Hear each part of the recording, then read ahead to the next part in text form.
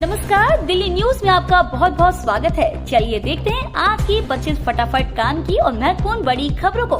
पर इससे पहले वीडियो को लाइक करना बिल्कुल ना भूलें। शराब घोटाले में सीएम केजरीवाल को नहीं मिली राहत, 20 अगस्त तक बढ़ाई न्यायिक हिरासत। सीबीआई ने केजरीवाल की न्यायिक हिरासत की अवधि समाप्त होने के बाद उन्हें राव जीवनी कोर्ट की विशेष न्यायाधीश कावेरी बावेजा के समक्ष वीडियो कॉन्फ्रेंसिंग के जरिए पेश किया गया था।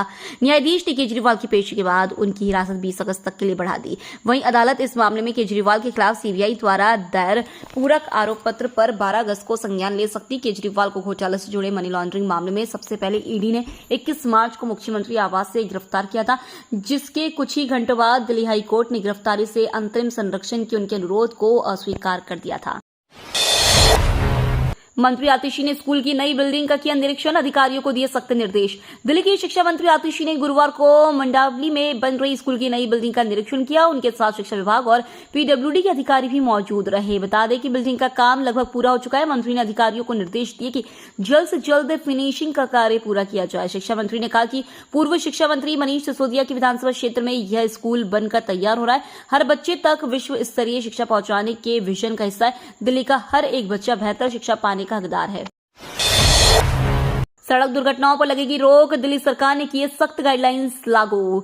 अक्सर देखा गया है कि बसों से हमेशा कोई ना कोई सड़क दुर्घटनाएं होती रहती है। वहीं सड़क दुर्घटनाओं को रोकने और बस यात्रियों की सुरक्षा सुनिश्चित करने के लिए दिल्ली सरकार कुछ कदम उठाए हैं। परिवहन मंत्री कैलाश गहलोत ने मीडिया के सामने कहा कि बस ड्राइवरों के लिए नई गाइडलाइंस लागू की जा रही है। पिछले कुछ दिनों में कई बस हादसे हुए थे। इस पर संज्ञान लेते हुए सरकार ने इस पहल की घोषणा की है।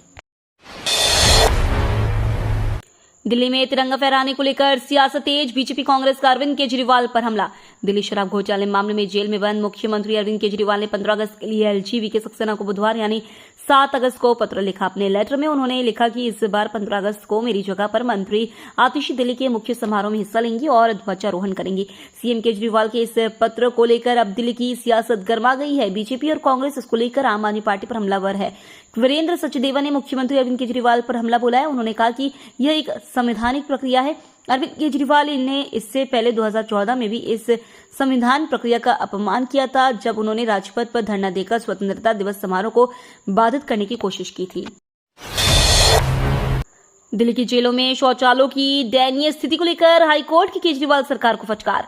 दिल्ली उच्च न्यायालय ने दिल्ली सरकार को बृहस्पतिवार को निर्देश दिया कि वह राजधानी के सभी जेल परिसरों में शौचालयों की स्थिति का निरीक्षण करने के बाद 4 महीने के भीतर उनका नवीनीकरण और मरम्मत करे। कार्यवाहक मुख्य न्यायाधीश मनमोहन और न्यायमूर्ति तुषार राव घेडेला की पीठ ने कहा कि तिहाड़ जेल का निरीक्षण करने वाले न्यायाधीशों द्वारा दाखिल एक रिपोर्ट के अनुसार शौचालयों की स्थिति संतोषजनक नहीं है और कुछ कैदियों द्वारा स्वेच्छा से सफाई का काम किया जा रहा है। अदालत ने अधिकारियों से कहा कि वे प्रत्येक जेल परिसर में शौचालयों की साफ सफाई के लिए अनुबंध सहित पर्याप्त संख्या में कर्मचारी नियुक्त करें तथा उन कैदियों को अकुशल श्रम के लिए निर्धारित न्यूनतम मजदूरी का भुगतान करें।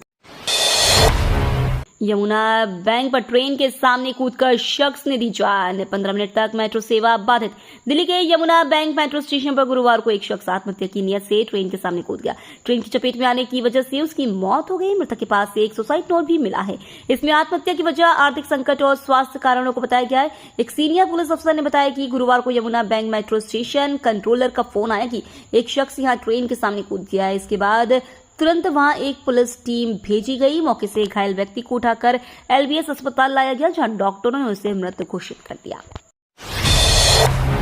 पीएम मोदी को गया की छात्राएं भेजेंगी अपने हाथ से बनाई राखी, अब तक 5000 राखियां तैयार। बिहार के गया जिला में स्थित मानपुर पटवा टोली, जो आईआईटी हब के रूप में जाना जाता है, यहां की छात्राएं अपने हाथों से प्रधानमंत्री नरेंद्र मोदी के लिए राखी बना रही है। इससे पहले छात्राएं पिछले 5 वर्षों से देश की सीमा पर तैनात हमारे सैनिक जवानों के लिए राखी बनाती रही है। ओल्ड राजेंद्र नगर मामले में जांच पैनल ने राव आईएएस को माना जिम्मेदार। ओल्ड राजेंद्र नगर में कोचिंग सेंटर के बेसमेंट में मौत से जुड़े मामले में मजिस्ट्रेट जांच में आईएएस स्टडी सर्कल को दोषी ठहराया है। इतना ही नहीं बल्कि एमसीडी और अग्निशमन विभाग द्वारा कई कानूनों की दुर्भावनापूर्ण उल्लंघन करने के भी संकेत मिले हैं। इन बातों का खुलासा राजस्व मंत्री को सौंपी गई रिपोर्ट में हुआ है। वहीं दूसरी ओर इसी मामले की सुनवाई के दौरान सीबीआई के अधिवक्ता ने कोर्ट को बताया कि मामले में अभी तक प्राथमिकी दर्ज नहीं हुई है। प्राथमिकी दर्ज करने प्रक्रिया जारी है। बांग्लादेश में तख्ता पलट के बाद अंतरिम सरकार का गठन। बांग्लादेश में सियासी उलटफेर और शेख हसीना के देश छोड़ने के बाद गुरुवार को अंतरिम सरकार का गठन हो गया। बंग भवन पर नोबेल पुरस्कार विजेता मोहम्मद यूनुस ने अंतरिम सरकार के चीफ के तौर पर शपथ ली। राष्ट्रपति मोहम्मद शाहबुद्दीन ने अंतरिम सरकार को शपथ दिलाई। यूनुस के साथ ही अंतरिम सरकार के 13 सदस्यों ने भी शपथ ली है। अंतरिम सरकार के गठन के बाद भारत के प्रधानमंत्री नरेंद्र मोदी ने मोहम्मद यूनुस को बधाई दी है। पीएम मोदी ने कहा, उम्मीद है कि बांग्लादेश में जल्द हालात सामान्य होंगे, वहां हिंदुओं और अन्य अल्पसंख्यक समुदायों के हितों की रक्षा सुनिश्चित की जाएगी। भारत में कपड़ों की शॉपिंग करने गई शेख हसीना, लेकिन पैसे ही पड़ गए कम। बांग्लादेश में हालात अभी भी बेकाबू ही चल रहे हैं। शेख हसीना अभी गाजियाबाद के इंडियन एयरबेस पर एक सेफ हाउस में रखा गया है, लेकिन जो खबरें अब सामने आ रही है उनके मुताबिक शेख हसीना की हालत ठीक नहीं है। उनके पास पर्याप्त पैसे तक नहीं बचे हैं। असल में एक रिपोर्ट के मुताबिक जब शेख हसीना भारत पहुंची थी, उनके पास जरूरी सामान नहीं था। उन्हें अपने लिए और अपनी बहन के लिए कुछ कपड़े भी खरीदने थे। इस वजह से इंडियन एयरबेस पर ही जो शॉपिंग कॉम्प्लेक्स है, वहां पर उन्होंने कुछ खरीदारी की। हैरानी की बात यह रही कि बिल 30,000 का आया और शेख हसीना के पास पैसे कम पड़ गए। पुस्तक मेले में किताबों के साथ बिक रहे मसाले और जड़ी बूटियां। कभी साहित्य का कुंभ कहे वाले दिल्ली पुस्तक मेले में अब पाठकों को निराशा ही हाथ लगती है। मेले में नई और अच्छी पुस्तकें कम, जबकि अन्य सामान ज्यादा बिकता नजर आता है। इस स्थिति से प्रकाशक और पाठक दोनों ही निराश है। अच्छे प्रकाशकों ने इस मेले से किनारा भी कर लिया है। भारतीय व्यापार संवर्धन संगठन व भारतीय प्रकाशक संघ के संयुक्त आयोजन 28वें दिल्ली पुस्तक मेले की शुरुआत बुधवार को भारत मंडपम के हॉल नंबर 12 व 12 में हुई। 5 दिवसीय मेले का उद्घाटन ITPO के कार्यकारी निदेशक रजत अग्रवाल ने किया। बांग्लादेश के लोगों का हित हमारी सर्वोच्च प्राथमिकता, भारतीय विदेश मंत्रालय का बयान।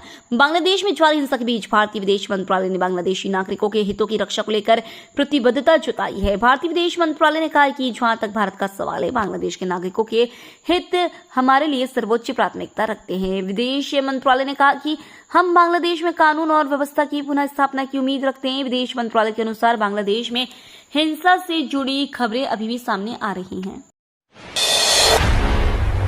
पशुओं की देखभाल के लिए कॉल सेंटर स्थापित करेगी दिल्ली सरकार लोगों के लिए 3 मोबाइल पशु चिकित्सा इकाइयों के साथ एक कॉल सेंटर स्थापित करने की योजना बना रही है, ताकि लोग बीमार आवारा जानवरों के बारे में रिपोर्ट कर उनके लिए चिकित्सा सहायता प्राप्त कर सके।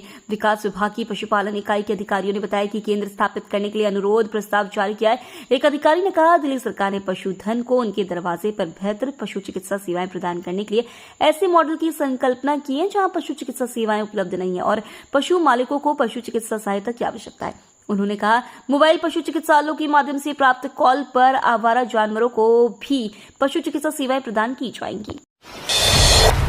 मुंबई और हावड़ा रूट पर ट्रेनों की गति अब पकड़ेगी रफ्तार। उत्तर रेलवे के महाप्रबंधक शोभन चौधरी ने विभाग अध्यक्षों और मंडल रेल प्रबंधकों के साथ कार्य प्रगति की समीक्षा की। गत दिवस हुई समीक्षा बैठक में गतिशीलता में वृद्धि और अन्य विकासात्मक कार्यों व माल लदान जैसे विषयों पर विचार विमर्श किया गया। कहा, उत्तर रेलवे ने समय पालनबद्धता की बेहतर रिकॉर्ड को बनाए रखा है और रेलगाड़ियों के समय से चलने पर विशेष बल दिया है। महाप्रबंधक ने नई दिल्ली हावड़ा और नई दिल्ली मुंबई रेलमार्ग पर रेलगाड़ियों की गति सीमा 130 किलोमीटर प्रति घंटा से बढ़ाकर 160 किलोमीटर प्रति घंटा करने के कार्यों की प्रगति का भी जायजा लिया। इस काम में तेजी लाने का निर्देश दिया। कहा, संरक्षा उत्तर रेलवे की प्राथमिकता है। अलकायदा और खालिस्तानी आतंकियों के पोस्टर जारी, जानकारी देने वालों को मिलेगा इनाम। राष्ट्रीय राजधानी में स्वतंत्रता दिवस समारोह से पहले दिल्ली पुलिस ने सुरक्षा व्यवस्था बढ़ा दी है और अलकायदा और खालिस्तान से जुड़े विभिन्न आतंकवादियों के पोस्टर लगाए हैं। ये पोस्टर पुलिस ने पूरे शहर में पोस्टर लगाए, लोगों को आतंकवादियों को पकड़ने में मदद करने के लिए प्रोत्साहित भी किया है। दिल्ली पुलिस ने कहा कि आतंकवादियों के बारे में कोई भी जानकारी देने वालों को उचित इनाम दिया जाएगा, हालांकि सूचना देने वालों के नाम छुपाए जाएंगे। बांग्लादेश में हिंदुओं पर हो रहे हमलों पर ओवैसी ने तोड़ी चुप्पी। AIMIM प्रमुख असुद्दीन ओवैसी ने बांग्लादेश में हिंदुओं पर हो रहे हमलों को लेकर अपनी प्रतिक्रिया दी है। ओवैसी ने कहा कि बांग्लादेश में अल्पसंख्यकों पर हो रहे हमले की खबरें चिंताजनक है। बांग्लादेश की सरकार और अधिकारियों का अंतर्राष्ट्रीय कानून के तहत अल्पसंख्यकों के जीवन और संपत्ति की रक्षा करना कर्तव्य है। उन्होंने आगे कहा कि हमलों के बीच ऐसी भी खबरें आ रही हैं कि देश के बहुसंख्यक समुदाय के कई लोग अल्पसंख्यक समुदायों के घरों और पूजा स्थलों की रक्षा कर रहे हैं। यह आदर्श होना चाहिए और इस पर सभी को अमल करना चाहिए। लोकसभा में अटका वक्फ बोर्ड बिल, अब जेपीसी को भेजा जाएगा विधेयक। लोकसभा में पेश वक्फ बोर्ड बिल अटक गया है। अब ये बिल संयुक्त संसदीय समिति को भेजा जाएगा। बिल के प्रावधानों पर विपक्षी दलों की आपत्ति के बाद अल्पसंख्यक कल्याण मंत्री किरेन रिजिजू ने सदन में प्रस्ताव रखा कि इस बिल को ज्वाइंट पार्लियामेंट्री कमेटी को भेज दिया जाए। लोकसभा अध्यक्ष बिरला अब दोनों सदनों के सदस्यों की एक संयुक्त संसदीय कमेटी बनाएंगे जो इस विधेयक के पहलुओं और सांसदों की आपत्तियों पर विचार करेगी और सांसद को अपनी सिफारिश सौंपेगी। आज के दिन सार्वजनिक अवकाश हुआ घोषित, बंद रहेंगे सभी स्कूल कॉलेज। आज विश्व आदिवासी दिवस के चलते सार्वजनिक अवकाश घोषित करने का आदेश जारी किया गया है। देश के विभिन्न इलाकों में आज स्कूल, कॉलेज, बैंक और सरकारी कार्यालय बंद रहेंगे। इसके लिए आदेश भी जारी किया गया है। अगस्त का महीना खुशियों की सौगात लेकर आता है क्योंकि इस महीने में कई सारे त्योहार और बड़े एवं महत्वपूर्ण दिवस पड़ते हैं, जिनके चलते सभी सरकारी स्कूल, कॉलेज, दफ्तर, बैंक एवं अन्य संस्थानों की छुट्टी रहती है। यही महीना होता है जब काम में व्यस्त रहने वाले लोगों को अपने परिवारों और रिश्तेदारों के साथ रहने एवं समय बिताने का मौका मिलता है। पेरिस ओलंपिक में भारतीय हॉकी टीम ने जीता ब्रॉन्ज मेडल, पीएम मोदी ने दी बधाई। पेरिस ओलंपिक में भारतीय हॉकी टीम द्वारा ब्रॉन्ज मेडल जीतने पर पीएम मोदी ने बधाई दी है। पीएम ने एक्स पर लिखा, एक उपलब्धि जिसे आने वाली पीढ़ियां याद रखेंगी। भारतीय हॉकी टीम ने ओलंपिक में शानदार प्रदर्शन करते हुए कांस्य पदक जीता। यह कौशल, दृढ़ता और टीम भावना की जीत है। खिलाड़ियों को बधाई। हर भारतीय का हॉकी से भावनात्मक जुड़ाव है और यह उपलब्धि इस खेल को हमारे देश के युवाओं के बीच और भी लोकप्रिय बनाएगी। आचार्य प्रशांत ने यूपीएससी कोचिंग संस्थानों के ग्लैमर और युवाओं के शोषण पर उठाए सवाल।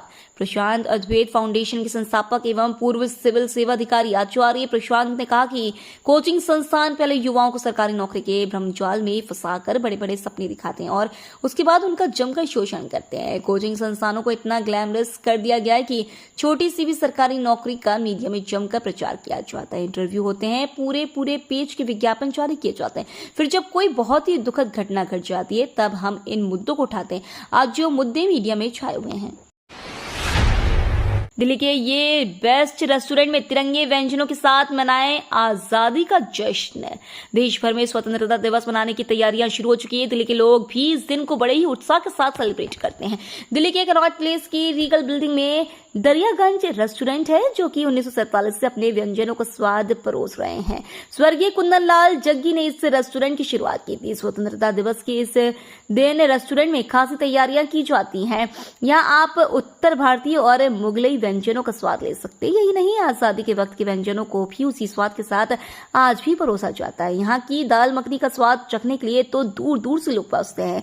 यह रेस्टोरेंट दोपहर 12 बजे से रात 11 बजे तक खुला रहता है। पिटाई के बाद जिस युवक को राष्ट्रगान के लिए किया मजबूर, उसकी मौत पर सीबीआई ने दर्ज किया एफआईआर। 2020 दिल्ली दंगे के दौरान फैजान नाम के युवक की कथित पुलिस हिरासत में मौत मामले में सीबीआई ने प्राथमिकी दर्ज कर ली है। आरोप है कि पुलिसकर्मियों ने घायल अवस्था में फैजान को राष्ट्रगान गाने के लिए मजबूर किया गया था। दिल्ली हाईकोर्ट के निर्देश पर यह प्राथमिकी दर्ज की गई है। सोनिया विहार थाने के अज्ञात पुलिसकर्मियों के खिलाफ दर्ज यह मामला पहले क्राइम ब्रांच के पास था। क्राइम ब्रांच 4 साल बाद भी थाने के आरोपित पुलिसकर्मियों की पहचान नहीं कर पाई है। उसी प्राथमिकी के आधार पर अब सीबीआई ने भी अज्ञात पुलिसकर्मियों के खिलाफ प्राथमिकी दर्ज कर ली है। नाक में दम करने वाले 2 कुख्यात बदमाश गिरफ्तार, 300 से ज्यादा वारदातों में थे शामिल। पश्चिमी जिला की स्पेशल स्टाफ पुलिस ने 2 कुख्यात बदमाशों को गिरफ्तार करने में सफलता हासिल की है। दोनों बदमाशों ने सैकड़ों लूट और स्नैचिंग की वारदातों को अंजाम देकर दिल्ली पुलिस की नींद उड़ा दी। दोनों बदमाश इतने शातिर हैं कि एक ने 202 और दूसरे ने 107 आपराधिक वारदातों को अंजाम दिया। इनकी गिरफ्तारी के बाद दिल्ली पुलिस ने केंद्रीय राजधानी के अलग अलग थानों में दर्ज 2.5 दर्जन मामलों का खुलासा करने का दावा किया है। दिल्ली में चुनावी सुगबुगाहट के बीच उद्धव ठाकरे ने केजरीवाल की पत्नी सुनीता से की मुलाकात। महाराष्ट्र के पूर्व मुख्यमंत्री और शिवसेना प्रमुख उद्धव ठाकरे ने दिल्ली में सीएम अरविंद केजरीवाल की पत्नी सुनीता केजरीवाल से मुलाकात की। इस दौरान वह मुख्यमंत्री केजरीवाल के माता पिता से भी मिले, जहां आम आदमी पार्टी के राज्यसभा सांसद संजय सिंह और राघव चड्ढा मौजूद थे। विनेश फोगाट पर सरकार ने खर्च किए कितने रुपए, खेल मंत्री ने लोकसभा में बताया। भारतीय रेसलर विनेश फोगाट को ओलंपिक से डिस्क्वालीफाई कर दिया गया है। इसे लेकर तमाम लोग सरकार पर विफर पड़े हैं। कई लोगों ने कहा है कि सरकार ने विनेश का साथ नहीं दिया, उसे मदद मुहैया नहीं कराई, इस वजह से ऐसी हालात बनी। लेकिन लोकसभा में खेल मंत्री ने जो जवाब दिया उससे साफ हो गया है कि सरकार ने विनेश को भरपूर मदद की थी। ये भी बताया कि विनेश फोगाट को ओलंपिक की तैयारी करने के लिए क्या क्या मुहैया कराया गया, कितने पैसे दिए गए। ओलंपिक से पहले विनेश फोगाट ने कहाँ का कैंप में हिस्सा लिया और उस पर आने वाले खर्च में से सरकार ने कितना दिया। ये तो थी आज की बड़ी खबरें। रोजाना ऐसी ही सबसे पहले अपडेट पाने के लिए चैनल को सब्सक्राइब करना बिल्कुल न भूलें। धन्यवाद।